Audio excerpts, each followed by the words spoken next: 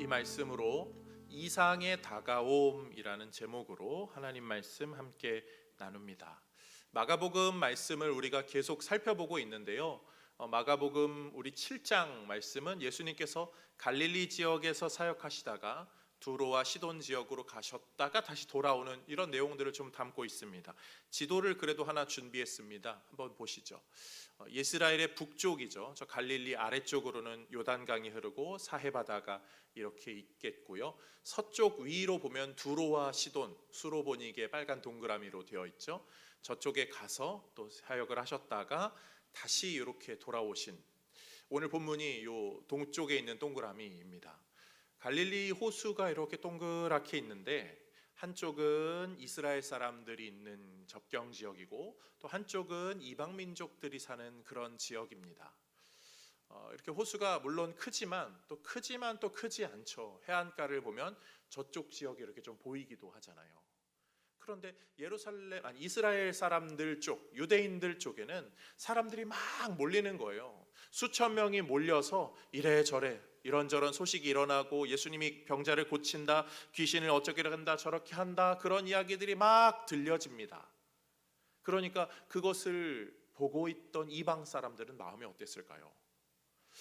저 예수라는 사람이 이런저런 기적을 베풀고 은혜를, 역사를 행한다고 하는데 우리 동네도 좀 오면 어떨까, 그런 마음들이 있었을 터인데 오늘 본문에 예수님이 그 지역에 가시는 거예요. 사람들이 얼마나 좋아했을까요? 역시나 많은 사람들이 모였습니다. 그리고서는 자신들의 어떤 문제들, 기도 제목들을 갖고 나왔겠죠. 그런데 그 중에는 오늘 본문에 이 사람을 한 명 데리고 가는 거예요. 잘 듣지 못하는 사람, 그리고 말이 어눌한 사람, 그 사람을 데리고 갑니다. 어떤 마음으로 예수님 앞에 그 사람을 데리고 갔을까요? 이보게, 예수라는 사람이 저런 병자를 고친다고 하는데 한번 테스트 한번 해보지 않겠나? 이런 마음으로 데려갔을 수도 있고, 또 한편으로는 예수라는 사람이 이런저런 역사를 한다고 하는데 우리 동네에 참 이 사람 좀 나았으면 좋겠는데 이 사람 좀 데려가서 낫게 하면 좋겠다. 이 두 가지 마음 둘 중에 하나였을 것 같아요. 그런데 저는 개인적으로는 좀 후자의 내용, 이 좀 선한 마음으로 이 동네 사람들이 데리고 가진 않았나, 그 생각을 합니다. 그렇게 생각하는 이유는 이 마가복음의 저자가 계속 유대인들과 이방인들을 비교하면서 이야기하고 있어요.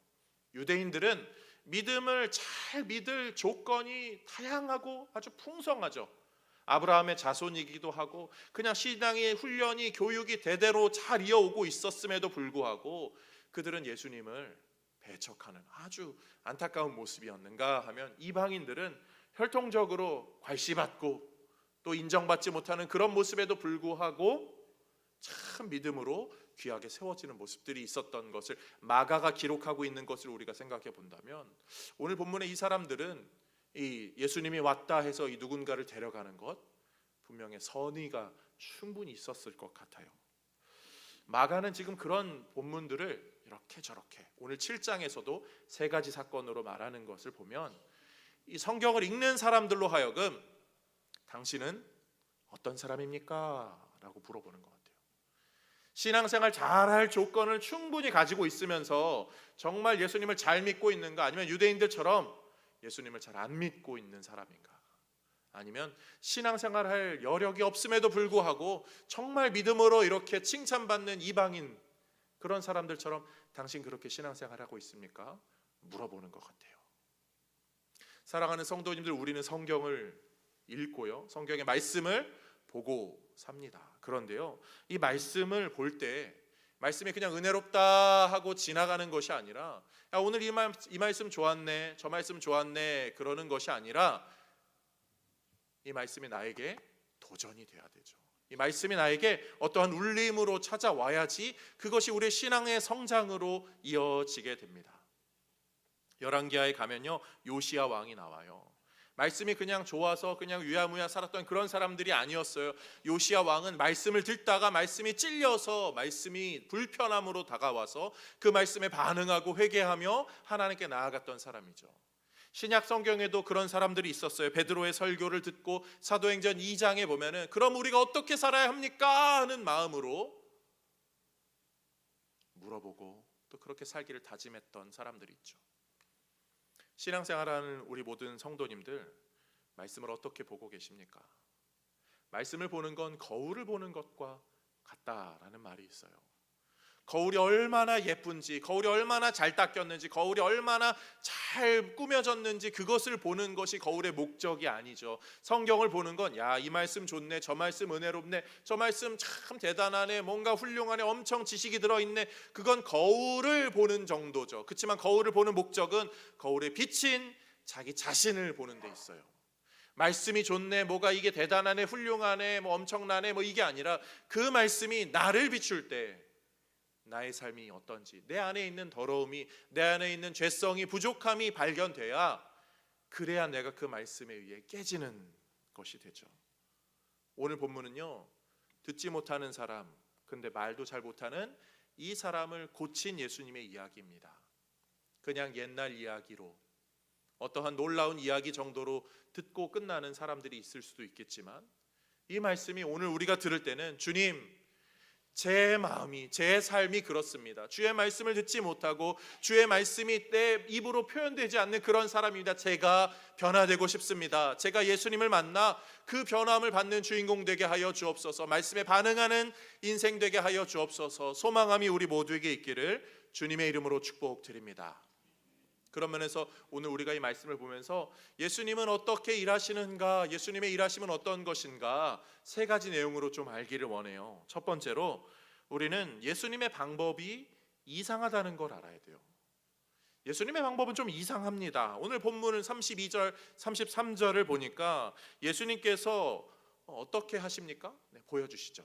사람들이 귀 먹고 말 더듬는 자를 데리고 예수께 나와 안수하여 주시기를 간구하거늘 안수해 달라고 하는데, 예수께서 그 사람을 따로 데리고 무리를 떠나서 손가락을 그의 양 귀에 넣고 침을 뱉어 그의 혀에 손을 대시며. 좀 뭔가 이상하잖아요. 손가락을 이렇게 귀에 넣어서 치료한다, 침을 뱉어서 이렇게 한다, 뭔가 이상하죠. 근데 어쩌면 이건 우리의 이상함일 수도 있어요. 문화의 차이일 수도 있죠. 우리 모기 물리면 이렇게 어릴 적에 시골에 가면 할아버지 할머니 집에 가서 할아버지 모기 물렸어, 할머니 모기 물렸어, 그럼 할머니 할아버지들이 어떻게 하죠? 침을 이렇게 막 해죠. 외국도 그러는지 모르겠어요. 외국 사람들이 그거 보면은 저게 뭘까 막 이상하다 할지 모르겠지만, 그건 문화일 수도 있잖아요. 문화의 기준에 따라서 용인이 되는 게 있고 이상한 게 있어요. 그럼 오늘 본문은 어떠할까요? 유대 민족들에게 침으로 이렇게 하는 것은 일반적인가요? 학자들마다 의견이 좀 다르거든요.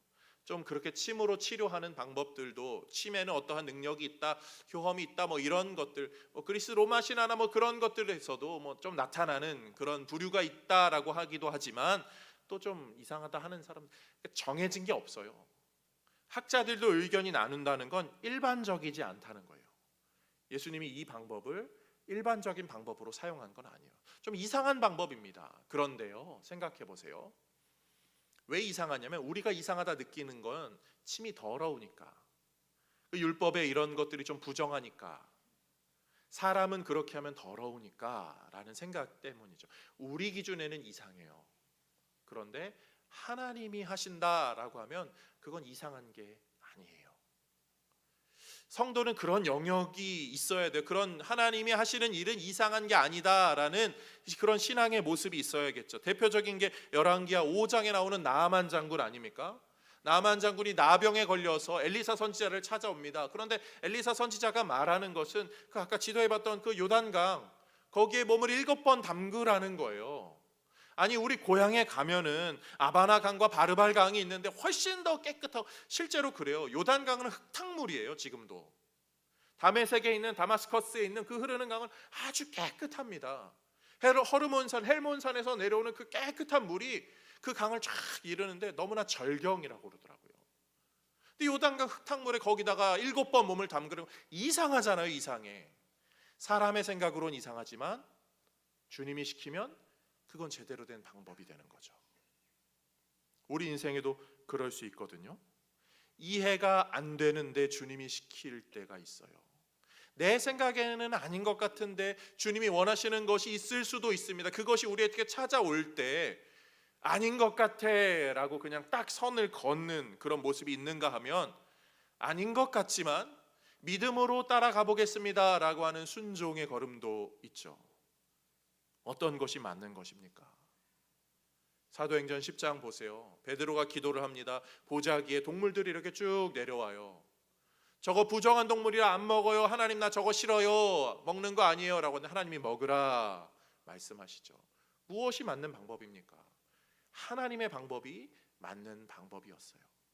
그런 면에서 사랑하는 성도님들, 우리의 신앙생활의 여정 가운데 주님이 원하시면, 주님이 말씀하시면 제가 그것을 받아들일 수 있는, 내 생각에는 이상해도 받아들일 수 있는 넓은 믿음을 허락하여 주옵소서. 우리의 신앙 고백 되기를 주님의 이름으로 축복드립니다. 그리고요, 그것에 대해서 너무 불안해하지는 않으셔도 돼요. 그렇다고 주님이 얼토당토 않는, 말도 안 되는 이상한 것 시키는 분, 그런 분 아니셔요. 우리 하나님은 인격이시고 사랑이셔서 우리를 말도 안 되는 이상한 걸로 이끌어가는 분이 아니라 감당할 만한, 받아들일 만한, 순종할 만한 믿음까지도 성령께서 우리에게 부어주시기에 우리의 마음 가운데는 적어도 주님이 원하시면, 내 생각에는 아닌 것 같지만 주님이 원하시면 맞습니다, 제가 따라가 보겠습니다, 그런 믿음 정도면 충분합니다. 그런 넓은 믿음이 우리 모두에게 있기를 다시 한번 우리 주님의 이름으로 축복드립니다. 두 번째로요, 성도가 기억해야 될 것은 예수님의 방법은 우리의 생각 이상이라는 거예요. 우리의 생각 위에 있다는 거죠. 그 이상과 이하를 떠올릴 때 이상이라는 단어를 쓰잖아요. 우리의 생각보다 더 많이, 더 위에, 더 높이 계신 것이 예수님의 생각이고 하나님의 방법이죠. 오늘 본문에 귀를 듣지 못하는 자, 그리고 말을 더듬는 자라고 하지만 이 사람은 의학적으로 아마 귀를 못 듣는 것 때문에 말을 잘 못 배웠을 거예요. 그렇거든요. 지금도 농아인들 가운데는요, 이 말하는 데는 문제가 없는데 귀가 안 들리기 때문에 음성학적인 교육이 안 돼서 발음이 잘 안 되는 그런 분들이 있어요. 우리 이렇게 좀 아시잖아요. 그 농아인 분들 가운데 막 약간 아버지 막 약간 이렇게 말하는, 제가 뭐 비하하는 그런 건 아니고, 듣지를 못하니까, 우리 코로나 기간에 마스크를 다 쓰고 다니니까 아이들이 소리는 듣는데 입 모양을 못 봐가지고 말을 잘 못 뱉고 늦져졌다, 그런 거 있잖아요. 이게 좀 연결이 되어 있거든요. 우리 젊은 사람들 요즘에 귀에 막 다 꽂고 다니잖아요. 근데 이 꽂고 다닐 때 옆에서 말 걸면 왜? 이러잖아요. 조용한 데서 이렇게 하는데도 야, 너 지금 너 음악 소리 귀에 너무 크게 뭐라고? 이거 하잖아요. 이게 사람이 이거 인지 부조화가 좀 일어나거든요. 오늘 본문에 이 듣질 못하니까 말이 좀 떠듬떠듬 그랬던 사람 같아요. 그런데 이 사람을 좀 고쳐달라고 사람들은 안수해달라고 데려가지만 예수님은 안수하는 정도가 아니라 따로 데려가서 손가락을 넣고 기도해 주면서 이 사람을 고쳐줍니다. 이 손가락 넣는 게 좀 이상한 것 같은데 예수님이 일부러 손가락을 넣으신 거예요. 왜냐하면 이 유대 역사 가운데 유대인들에게는 이 기록이 그냥 예수님께서 이상하게 손가락을 넣었다 정도가 아니라 이 손가락으로 행하는 권능의 사역이 의미하는 바가 있기 때문이죠. 출애굽기에 가면 10가지 재앙 가운데 이런 말씀이 나와요. 8장 19절 말씀입니다. 함께 봅니다. 요술사가 바로에게 말하되 이는 하나님의 권능이니이다 하였으나 바로의 마음이 완악하게 되어 그들의 말을 듣지 아니하였으니 여호와의 말씀과 같더라. 요 이재앙에서 나오는 거거든요. 그런데 보면 요술사가 바로에게 말하되 이는 하나님의 권능이니이다, 이 원어가 이거 하나님의 손가락입니다. 이스라엘 백성들은 하나님의 그 손가락의 능력을 알고 있어요. 신명기 말씀과 출애굽기 말씀에 보면은 하나님께서 그 돌판, 증거판에 하나님의 손가락으로 직접 새기셨다라고 말하죠. 또 우리가 잘 아는 말씀, 시편 8편 3절 말씀 함께 볼까요? 주의 손가락으로 만드신 주의 하늘과 주께서 베풀어 두신 달과 별들을 내가 보니. 주의 손가락, 하나님의 손가락은 권능의 손가락, 능력의 손가락이라고요. 이스라엘 백성들에게 지금 예수님이 하는 일은 그냥 단순히 병 고치는 정도가 아니라 예수님이 그 하나님의 손가락, 그 능력을 행하시는 분, 예수님이 곧 하나님이시다라는 더 높은 차원의 것을 지금 예수님이 가르쳐 주고 계세요. 특히 이 못 듣는 자가 듣는 역사는 사람이 하는 일이 아니에요. 이사야 선지자는 하나님이 다시 오실 때 메시아 사역에 관련돼서 그 사건을 분명히 기록하죠. 이사야 35장 5절에서 6절, 그때의 맹인의 눈이 밝을 것이며 못 듣는 사람의 귀가 열릴 것이며, 이거 메시아 사역이거든요. 하나님이 하시는 사역, 회복의 사역, 놀라운 사역. 그 중에 이 듣는 것이 해결되는 것은 메시아만 할 수 있는 것. 근데 지금 예수님이 손가락으로 그 하나님만이 하실 수 있는 사역을 하는 거죠. 곧 예수님이 하나님이라는 더 높은 차원의 것을 가르쳐 주고 계시는 거예요. 사랑하는 성도님들, 우리의 신앙생활 가운데 우리가 생각하는 수준의 하나님이 있지만, 우리가 생각하는 수준의 예수님이 계실 수도 있지만, 그 더 넘어서의 영역까지도 하나님이 계시다는 것을 우리가 알아야 합니다. 우리 연말 연초 되면 기도 제목을 좀 제출해 주세요, 제가 부탁드리고 기도 제목 이렇게 적어 주신 것 같고, 제가 이번 주에도 기도를 했는데 기도 제목을 보면 항상 우리가 생각하는 하나님 상이 거기 나오거든요. 어떠한 기도 제목, 어떠한 응답의 역사, 이거 저거 이렇게 저렇게 해결해 주세요 라는 기도 제목들이 우리 안에 있잖아요. 그런데 기도가 깊어질수록 더 높은 차원의 하나님을 떠올리면서 기도를 부탁하게 되죠. 하나님은 전능하신 하나님인데 고작 요거 하나 고치고 요거 하나 변화하게 하는 그런 하나님을 추구할 것인가, 아니면 성경을 통해, 말씀을 통해, 성령의 은혜를 통하여서 더 높은 차원의 하나님을 알아서 그 하나님을 추구할 것인가, 우리에게 이 두 가지 갈림길이 있다는 거예요. 내가 아는 하나님의 수준에서 머무는 것이 아니라 더 높은 것을 얼마든지 하실 수 있는 그 하나님을 알고 그 하나님을 믿고 따르는 우리 모두가 되기를 주님의 이름으로 축복드립니다. 이사야 선지자가 이렇게 말하잖아요. 이사야 55장 8절 말씀, 이는 내 생각이 너희의 생각과 다르며 내 길은 너희의 길과 다름이니라, 여호와의 말씀이니라.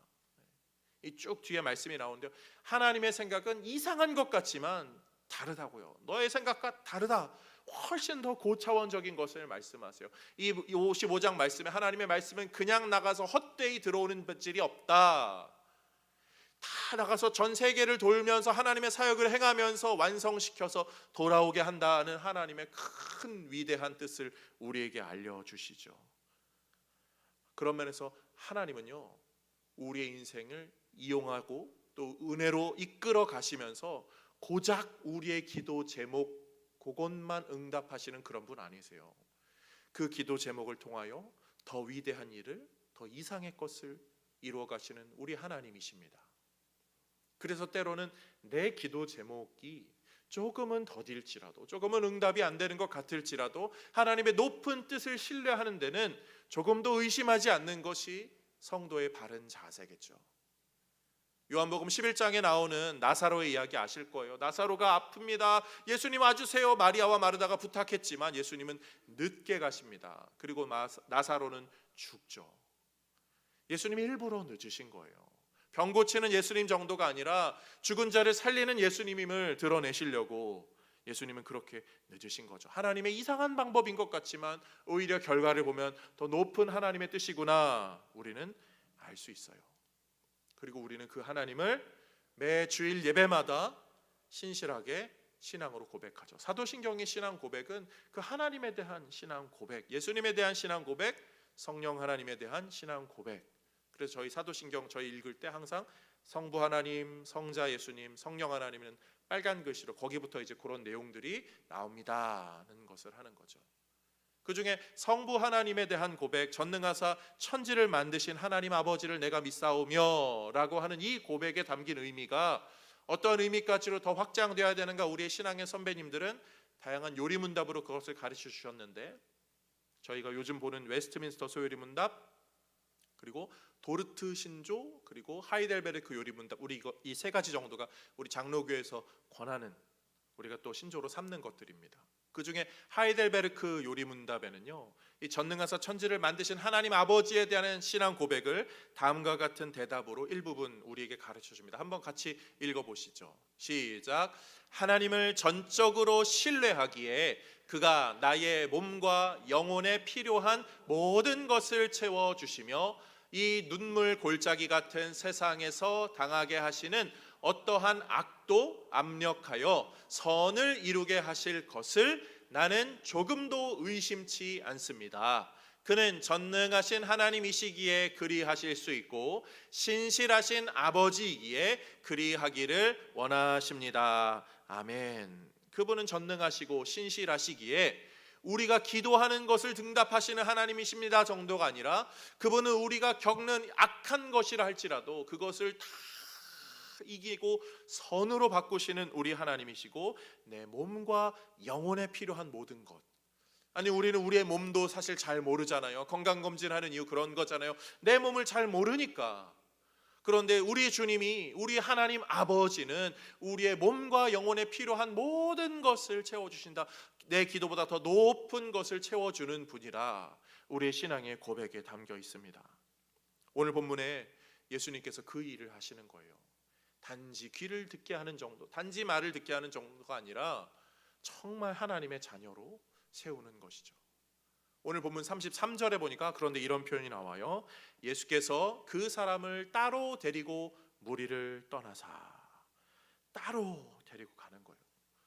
이 사람 잘 못 들어요. 그리고 말을 잘 못합니다. 누가 예수님께서 데려갈 때 뭐 설명을 해줬겠어요? 막 수화를 해가지고 막 따라가 이렇게 막 했겠어요? 그 당시에 수화가 얼마나 잘 발전했는지 몰라도 막 사람들이 데리고 오니까 뭐 잘 안 들리는데 그냥 웅 뭐 이렇게 했는지 몰라도 막 그냥 데려가는 거예요. 뭐 설명해 그냥 뭐 왔다니까 막 사람들 가니까 가나 보다. 갔는데 막 사람들 몰려 있고 예수님 딱 가운데 있고 자기가 막 집중당하고 있는데 갑자기 예수님이 데리고 다른 데로 가는 거예요. 이게 뭐야? 지금 어디로 가는 거야? 누가 나한테 설명 좀 해줘 하는데 막 사람들이 막 환호하고 막 이랬겠죠. 별별 모습 다 있었겠죠. 그런데 예수님이 따로 데려가셔요. 왜요? 이 사람을 제대로 고쳐주고 싶으셨으니까요. 우리는 때로는 그렇게 모르는데 주님의 그 높은 뜻을 신뢰하며 따라가야 할 때들이 있어요. 아브라함이 모리아산으로 이삭을 데리고 가잖아요. 하나님이 이삭을 바치라라고 했지만 그 이상한 방법에 아브라함은 일단 믿음으로 순종하는 거예요. 그런데 그 결과가 어떤 것입니까? 이삭이 죽는 것이 아니었잖아요. 하나님께서 예비하신 재물이 있었고 오히려 그 이삭 이후에 하나님의 또 이어지는 약속이 거기에 있었습니다. 그런 면에서 2026년 우리의 몸도 잘 모르는 우리 모든 성도님들이요, 내일의 일을 아십니까? 이번 주의 일, 한 달의 일, 한 해의 일을 우리가 어떻게 알겠습니까? 그렇지만 이 모든 것을 아시고 그 계획 위에 계시는 우리 하나님을 신뢰하며 주님이 따로 데려가시면 주님 따라가겠습니다. 주님의 더 높은 뜻, 언제나 그렇듯이 더 높은 뜻을 제가 신뢰합니다. 귀한 신앙 고백이 우리 모두에게 있기를 주님의 이름으로 축복드립니다. 마지막 세 번째로 저희가 꼭 기억해야 될 것이 있다면, 성도는 예수님의 방법은 그러한 이 세상에서의 어떤 좀 더 나은 정도의 방법이 아니라 진정한 이상향, 그 이상의 방법임을 기억해야 돼요. 예수님의 방법은 하나님 나라의 완성을 향해 우리를 이끌고 가는 그 은혜의 걸음이죠. 이상이라는 단어로 오늘 설교의 세 가지를 좀 정리해봤어요. 한글이 참 좋은 것 같아요.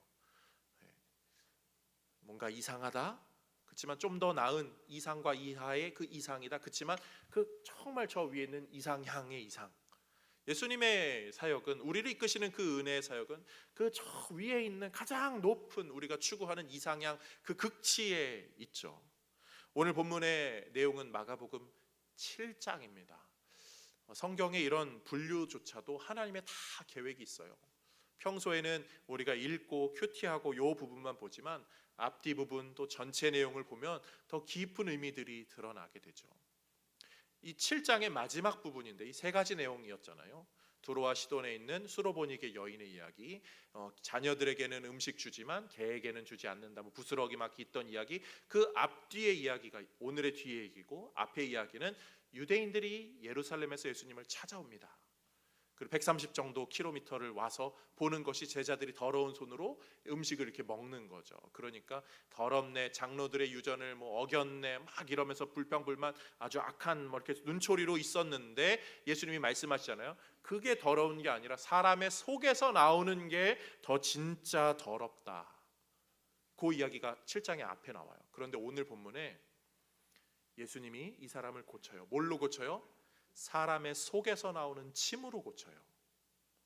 원래 사람의 속에서 나오는 건 다 악하고 더러운 것인데, 예수님은 그 속에서 나오는 것이 악하지 않다는 것을 보여주는 거죠. 역으로 보여주는 거죠. 예수님은 사람이시지만 하나님이시라는 것을, 그것을 더 드러내는 거죠. 그 예수님은 그 침으로 고치시는 거예요. 그런데 예수님이 그 속에서 나오는 침으로만 고치는 게 아니라 한 가지, 그 속에서 나오는 한 가지가 더 있었어요. 오늘 본문에 나오죠. 34절 말씀. 하늘을 우러러 탄식하시며 그에게 이르시되 에바다 하시니 이는 열리라는 뜻이라. 예수님의 속에서 나오는 탄식이 있었습니다. 사람의 마음 속에서는 나오는 것은 악한 것들, 악한 생각들, 이런 것이지만 예수님의 마음에서는 정말 그 사랑의 탄식이 나와요. 사람이 언제 탄식합니까? 어렵고 힘들면 탄식하게 되거든요. 우리 어렵고 힘들면 더 기도하게 되잖아요. 그게 사람의 우리 당연한 모습이죠. 뭐 신앙이 좋든 나쁘든 어려움과 문제 만나면 더 기도의 자리로 나아가게 되는 것이 성도의 모습입니다. 출애굽기 2장에서도 그런 내용이 나오죠. 2장 23절. 여러 해 후에 애굽 왕은 죽었고 이스라엘 자손은 고된 노동으로 말미암아 탄식하며 부르짖으니, 힘드니까 탄식하는 거예요. 그런데 탄식할 줄 아는 게 복됩니다. 기도하면 하나님이 들으시거든요. 그런데 여기에는 한 가지 좀 문제가 있어요. 그것은 우리의 그 죄악됨은 탄식을 가로막는다는 거예요. 힘들고 어려우면 기도하는 분들이 계실 수도 있지만, 힘들고 어려우면 짜증내고 욕하고 성질내는 사람도 있습니다.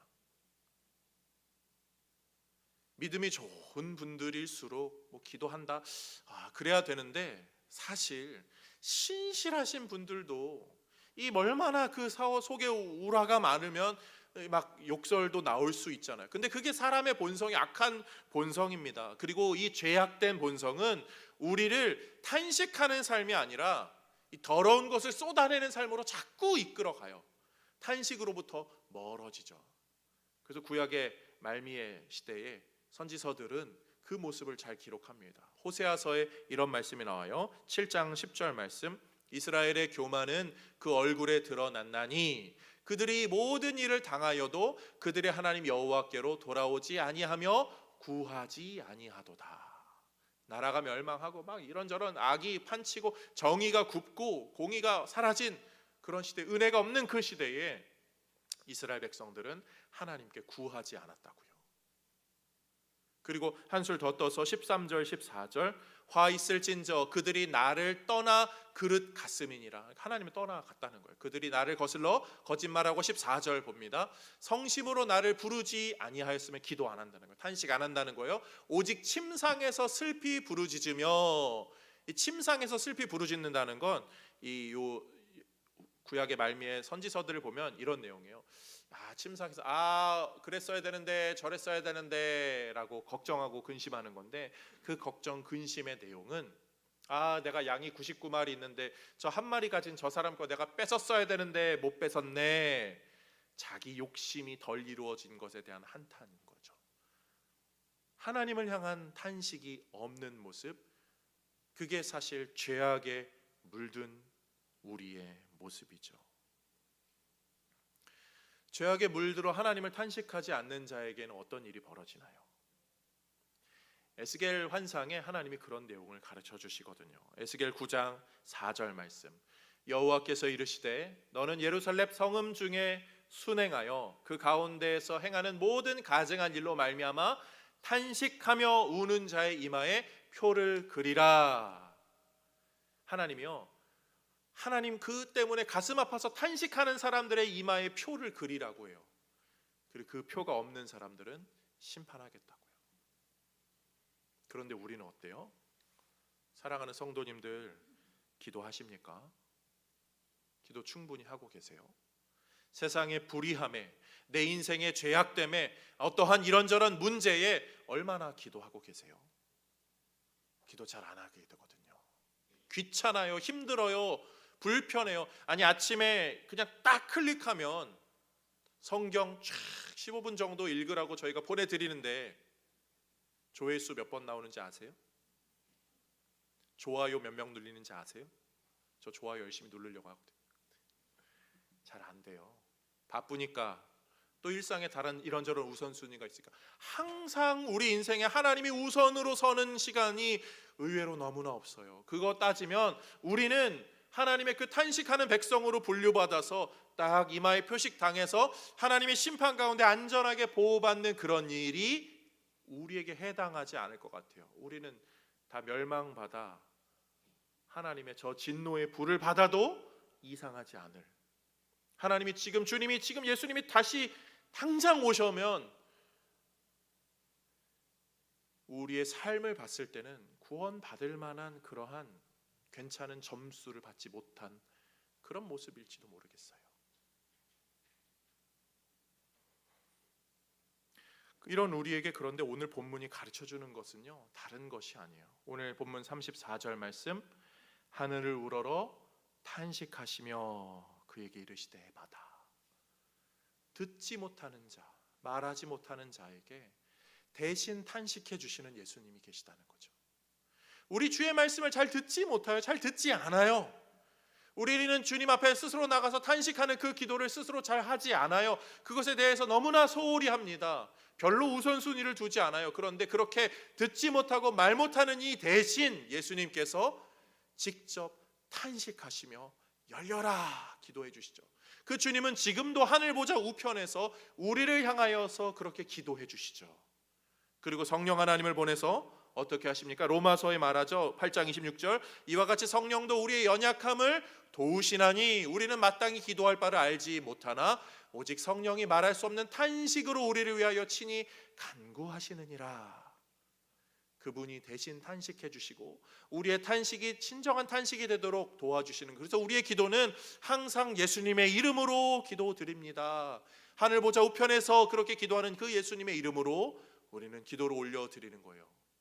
우리의 기도의 의로움이 아니라 그분의 대신 기도해 주시는 그 기도에 힘입어서 우리의 기도가 같이 상달되도록 하나님께 드리는 거죠. 그런 면에서 오늘 본문은요, 무슨 대단한 방법, 특별한 방법론에 대한 말씀이 아닙니다. 손가락을 껴서, 귀가 안 들리면 손가락을 껴서 에바다 에바다 에바다 5번 외치면 들릴지어다, 이런 거 아니에요.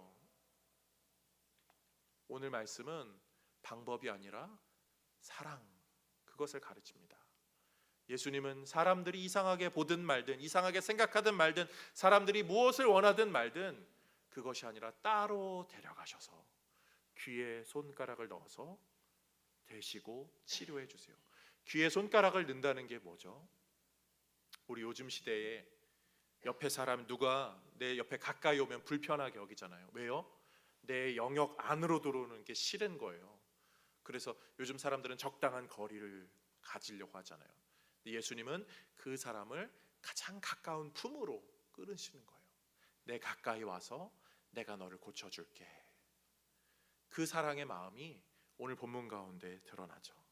사랑하는 성도님들, 주님이 오늘도 우리를 이 예배의 자리로 부르셨습니다. 좀 더 가까이 와라. 내 품에 와라. 내가 너를 도와줄게. 내가 너를 품어줄게. 2026년도 주님이 우리를 여러 번 부르실 거예요. 조금 더 가까이 와. 조금 더 가까이 와. 그때 우리가 해야 될 건 뭐죠? 가까이 갈게요, 주님. 제가 주님 옆에 조금 더 있을게요. 이 모습이겠죠. 아니요, 주님 나 바빠요. 나 장가 가야 되고 소도 사야 되고 이거 하고 저거 해야 되고요. 뭐 나 지금 너무나 진짜 이거 급한, 이거 너무나 나한테 소중한 거 알잖아요. 그거 좀 내려놓을래? 아니, 그 이상한 방법 나한테 요구하지 마세요. 우리의 선택은 그런 모습은 아닐 거예요. 주님의 자녀로 주의 품 안에 사는 것, 그것이 우리 성도의 모습임을 기억하면서 내일의 일도 모르겠지만 주님, 내 삶 주님 이끌어 주옵소서. 주께로 가겠습니다. 주께로 가겠습니다. 그 신앙 고백이 우리 모두에게 있기를 주님의 이름으로 축복드립니다.